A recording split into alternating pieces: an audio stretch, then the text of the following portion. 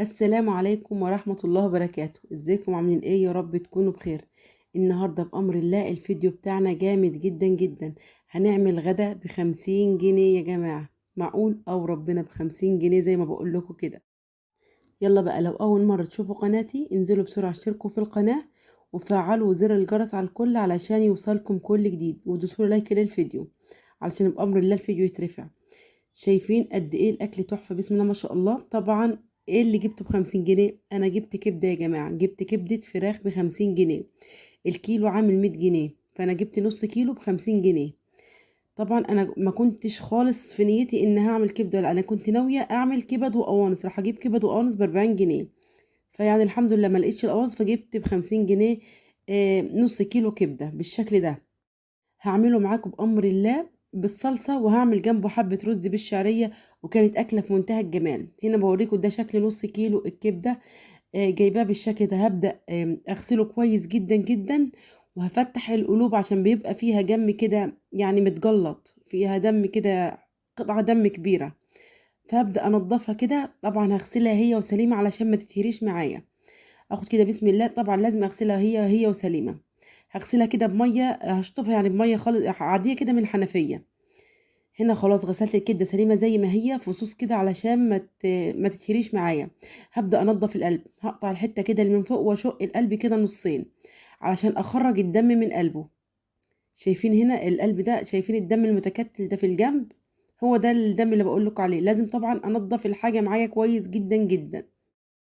بعد كده هاخدهم تحت الحنفية اغسلهم كويس جدا جدا، اديهم شطفة واتنين كده لحد ما ينضفوا معايا يبقى زي الفل بالشكل القمر ده.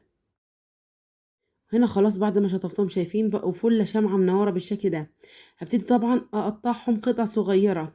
طبعا البلانش زي ما قلت لكم انا بحط كيس، والسكينة لازم تكون حامية معاكي بالشكل ده. بحط كيس عشان البكتيريا اللي موجودة في اللحوم او الفراخ يعني. هقطع القلوب. بعد كده هقطع الكبدة معايا لقطع يعني متوسطة الحجم، مش عايزاها كبيرة قوي. طبعا احنا غسلناها الاول قبل ما نقطعها. لو وصلتوا معايا لحد هنا من الفيديو انزلوا بسرعة حطوا اللايك الجميل بتاعكم، عشان والله انا بتعب جدا في الفيديوهات ومش لاقيه يعني مشاهدات. الله المستعان، يعني الحمد لله على كل حال. شايفين هنا بقول لكم لازم السكينة تكون حامية علشان الكبدة ما تتهريش معايا بالشكل ده. قطعتها كلها كده بالشكل اللي قدام حضراتكم ده. بأمر الله النهاردة نص كيلو الكبدة ده هيأكل من 5 ل6 أفراد. احنا زي ما قلت لكم هنحط كمية خضار حلوة كده، يعني البصل والطماطم والفلفل، فده هيزود لي الكمية.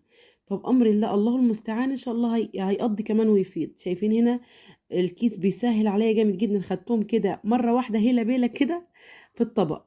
هنا طبعا بعد ما قطعتهم هعصر عليهم ليمونة. الليمونة دي هتشدلي أي زفارة أي دم كده، يعني هتشدلي أي حاجة من الكبدة. هسيبها كده مركونة زي 10 دقايق بس مش أكتر.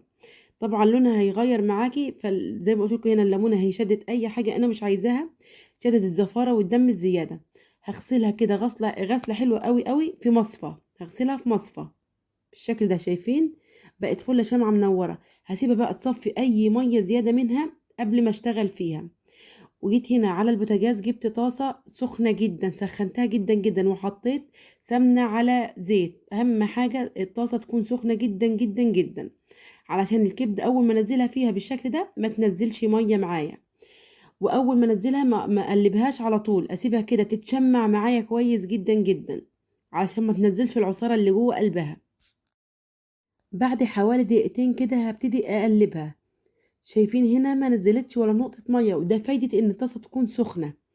سخنوا الطاسه كده علشان الكبده تحتفظ بالعصاره بتاعتها، تفضل طريه زي ما هي، ما تشدش تبقى زي الكاوتش كده. هنا خلاص قلبتها كده بالشكل ده، اخدت لون خفيف معايا. هنزل عليها بالثوم. الثوم انا مبهراه بملح وكمون وكزبره. ملح وكمون وكزبره وفلفل اسود بالشكل ده. نعمتهم كده كويس في الكبه زي معلقه ثوم كبيره. هنزل بالثوم على الكبده واديها تشويحه حلوه كده محترمه لحد ما ريحه الثوم تظهر معايا والثوم ياخد لون خفيف معايا. طبعا الخطوة دي بتنقل الكبدة في حتة تانية خالص. جربوا الخطوة دي بأمر الله، أنا واثقة ومتأكدة إنها تعجبكم. بعد ما أتأكد إن الثوم ريحته ظهرت كده يعني استوى معايا، هصفي التوم بالكبده على في طبق، يعني هاخدهم كده اصفيهم بالمعلقه اللي في ايدي دي في طبق، واسيب باقي الماده الدهنيه في الطاسه بالشكل ده. كده خرجت الكبده بالثوم وسبت باقي الماده الدهنيه ببقايا من الثوم، ده الطعم بتاع الكبده. نزلت كمان عليهم بمعلقه من السمنه، وهنزل عليهم ببصلتين كده 3 من مفرومين كده في الكبه. خلاص ماشي. طبعا البصل ده انا عشان جايباه بصل صغير، جايبه الكيلو ب6.5، فخدت 3 4.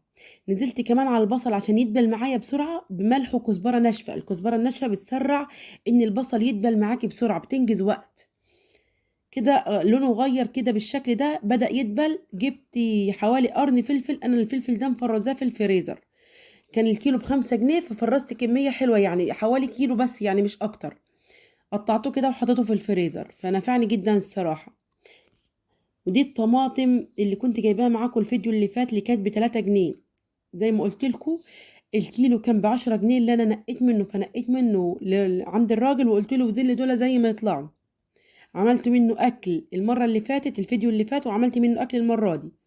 حطيت بقى على الصلصة فلفل اسود وكمون وكزبرة كمان، وحطيت ملح. هسيبها كده لحد ما تتسبك معايا بالشكل اللي قدام حضراتكم ده. هنا خلاص كانت اتسبكت وبقت زي الفل. هنزل عليها بالكبده واقلبهم كويس. طبعا لازم انزل الخلاصه اللي في الطبق ده، ده خلاصه الكبده. هقلبهم كده كويس في بعض. طبعا الخلطه انا حاساها انها ناشفه معايا. طبعا احنا هناكلها بالرز، لو هتاكلوها بالعيش سيبوها على كده.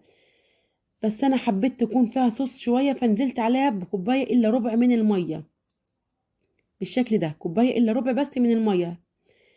تديها لي كده سن تطرى معايا شويه، هتبقى فيها صوص كده.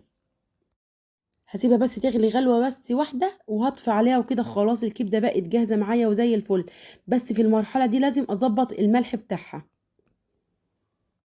شايفين شكلها؟ بسم الله ما شاء الله، حلو قوي ازاي. هنا خلاص كانت الاكله معايا خلصت بالشكل ده. وعلى فكرة الرز اللي انا عملته باقي، انا كنت جايبة الفيديو اللي فات ب20 جنيه رز، عملت نصهم ودول النص التاني، يعني انا كده وفرت كمان في الرز. وهنا خلاص اكون وصلت معاكم لنهاية الفيديو. لو عجبكم الفيديو ما تنسوش تشتركوا في القناة وتفعلوا زر الجرس على الكل علشان يوصلكم كل جديد. دمتم سالمين ودمتم بخير، والسلام عليكم ورحمة الله وبركاته.